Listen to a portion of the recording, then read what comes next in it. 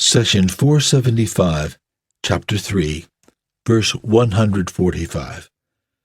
وما كان لنفس أن تموت إلا بإذن الله كتابا مؤجلا ومن يرد ثواب الدنيا نؤته منها ومن يرد ثواب الآخرة نؤته منها وسنجزي الشاكرين. It is not for a self to die except by God's permission, a decree appointed, and whoever desires the reward of this world, we will give him of it. And whoever desires the reward of the hereafter, we give him thereof, and we will reward the grateful. Chapter 3, verse 145. In the previous verse, God discussed how Muslims should act upon the death of Prophet Muhammad. In the verse under study, God addresses a general matter that touches every person. It is not for a self to die except by God's permission. The expression, "it is not for," means it should not happen. For example, you may say, "It was not for you to hit George," meaning it was neither of your business nor proper for you to punch George. Such statements are said in matters where you have a choice. So we ask, does the phrase, "it is not for a self to die except by God's permission," mean that death is a matter of choice? No, but God's words give us clues about it. Even when some people drive themselves toward death, they can't die except with God's permission. And if death cannot come to a person who seeks it, then the same must apply to people who are avoiding death at all costs. Death can only come where God allows it. We can pull many examples from real life. Take the case of a person in deep despair, wanting to end his life. He turns to suicide because his faith cannot endure the hardship and tribulations of the world.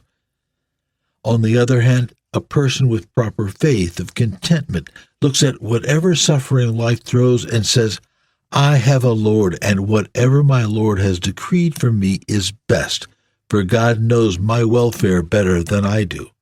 Perhaps this suffering is atonement for my sins." Let's get back to the person in despair. He may decide to end his life by taking a bunch of pills or setting himself on fire. Yet we all heard of those who did something similar only to be saved at the last minute. A person who took pills may be discovered by a family member and rushed to the hospital for a stomach pump. Another who burns himself or herself may cause severe damage but not die. Why? Because if God does not permit death, it will not happen. A suicidal person tries to shoot himself, but the gun won't fire. Life is only taken by He who gives it. Here you may ask, how about someone who murders another?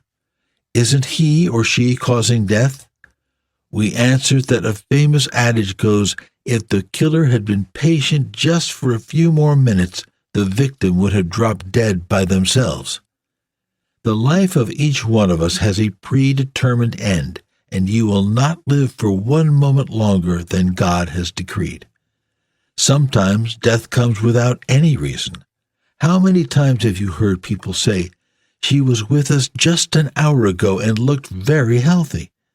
They forget that she died because she was predestined. The famous poet Ahmed Shawki said, "In death and what I understand of its causes, every man is tied to his book of destiny. If death sleeps, any medicine is a cure. If it does not, then medicine is one of its infantry." Many people have gone to the hospital for an operation to preserve and improve life, only to die during the procedure. God says, "It is not for a self to die except by God's permission, a decree appointed." Let's look through the Quran to learn how death is carried out. From the verse under study, we know that it only happens by God's permission, meaning God alone gives the order. Sometimes the action of death is attributed to Allah, and sometimes the angels carry out His command. Listen to the following verses. God retains the selves of the dead and the selves of the living while they sleep. He keeps hold of those whose death he has ordained and sends the others back until their appointed time. There truly are signs in this for those who reflect. Chapter 39, verse 42. In another chapter, death is assigned to a single angel. Say, the angel of death put in charge of you will reclaim you, and then you will be brought back to your Lord. Chapter 32, verse 11. And in another verse, death is carried out by God's envoy of angels. He is the all-dominant over his subjects. He sends out guardians to watch over you until when death overtakes any of you, those sent by us take his soul. They never fail in their duty. Chapter 6, verse 61. All the above accounts give us a clear picture of the process of a person's death. Allah, the Almighty, is the one and only who decrees the order of death of an individual. Then Azrael, the angel of death, is tasked to carry out the order by himself or through his angel assistants. The verse continues, and whoever desires the reward of this world, we give him of it. In other words, whoever works in this world will earn a living even if he is a disbeliever. If you plow the land, you can expect an excellent crop in a few months, regardless of your faith, and so on. God says, as for anyone who desires this fleeting existence, we hasten in it whatever we will to whoever we want. Then we will consign him to hell where he will roast, reviled, and driven out. Chapter 17, verse 18. And in another chapter, whoever desires the harvest of the hereafter, we increase him in his harvest. And whoever desires the harvest of the world, we grant him out of that, but in the hereafter he will have no share. Chapter 42, verse 20. Why is this important? Because it answers those who criticize the Muslims and say that the disbelievers are in a far better shape with advanced civilizations, while the Muslims are backward. Well, the disbelievers did the necessary labor to build a civilization, from scientific research to long hours of hard work, while in the last 2 centuries Muslims have been lazy. We also ask, wasn't there a period when the believers were advanced, cultured, and civilized while the rest of the world was in the Dark Ages? Weren't cities such as Damascus and Baghdad the jewels of the planet with the best markets and top universities? Who could deny this? Be careful of only focusing on the distorted, one-sided media fed to you. Always do your own research and due diligence. Allah put the means of success on earth at everyone's disposal. It is every Muslim's duty to take advantage of God's bounties to the fullest and not leave them for the disbelievers. Why would you, a believer in Allah, be lazy and leave the means of success to others? People attached to the Lord are best suited to study, work, and explore His secrets in the universe.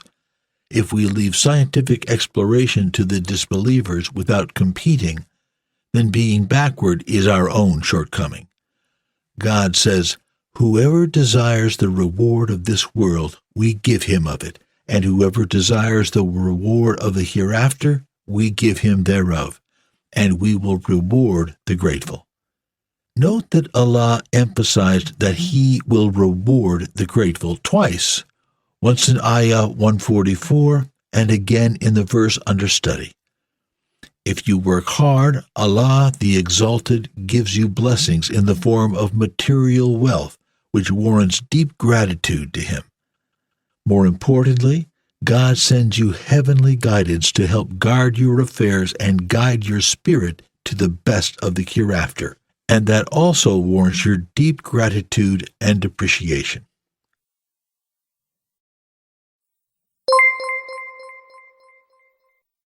The Prophet, peace be upon him, said, "Convey my teachings to the people, even if it is only a single verse. please take a moment to subscribe and to share with your family and friends. Visit us at www.QURANGARDEN.com.